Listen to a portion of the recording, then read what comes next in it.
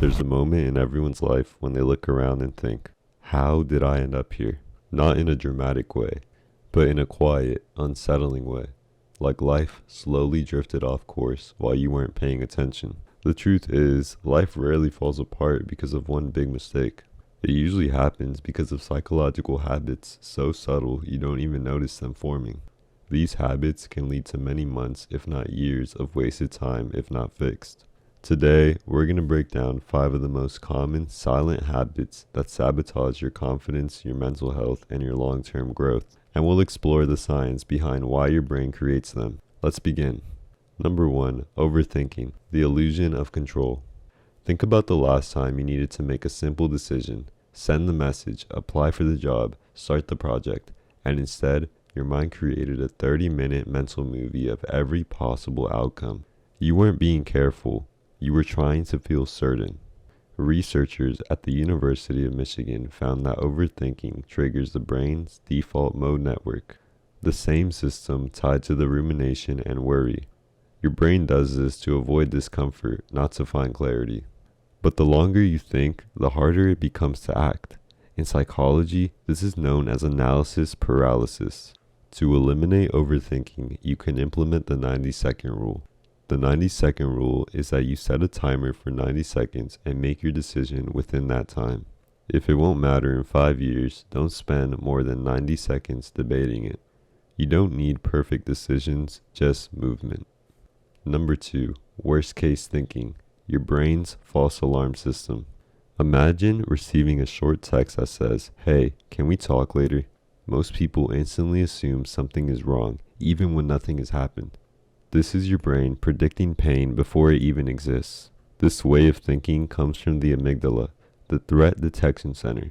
Its job is to keep you alive, not happy. So it exaggerates danger, a trait psychologists call catastrophizing.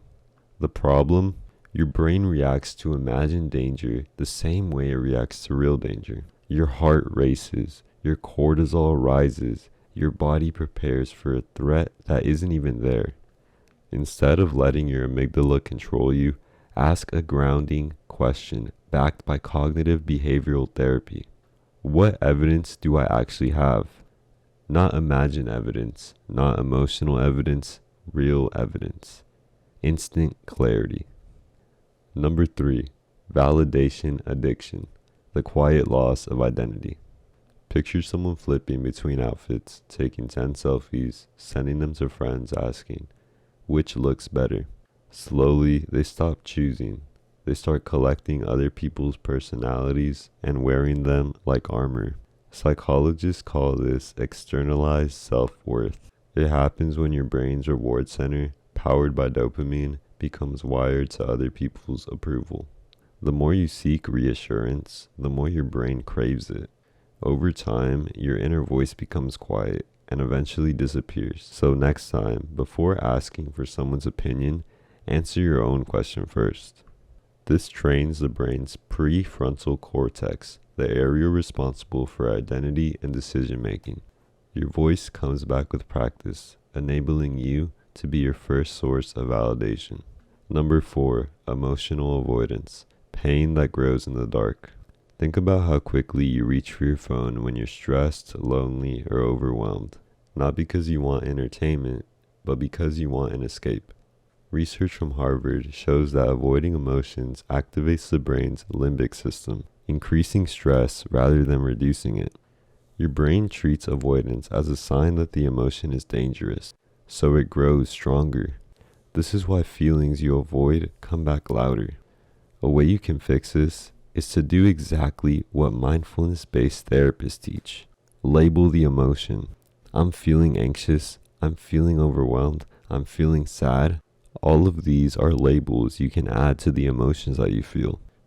Labeling reduces emotional intensity by up to 40% according to UCLA studies. Naming the feeling breaks its power. Number 5, autopilot living. Most people wake up, check their phone, follow the same routine, scroll through the same apps, eat the same food, and think the same thoughts. Years pass by without any real change. Not because they're lazy, but because their brain loves predictability. The basal ganglia, the habit center, runs almost 45% of your daily actions automatically. This is efficient for survival, but terrible for intentional living. If you don't consciously direct your life, your brain defaults to the easiest path, even if it makes you unhappy. So to combat this, start the day with one intentional decision. Just one, not a full routine, not 20 habits, one action that reminds your brain, we're choosing how to live today.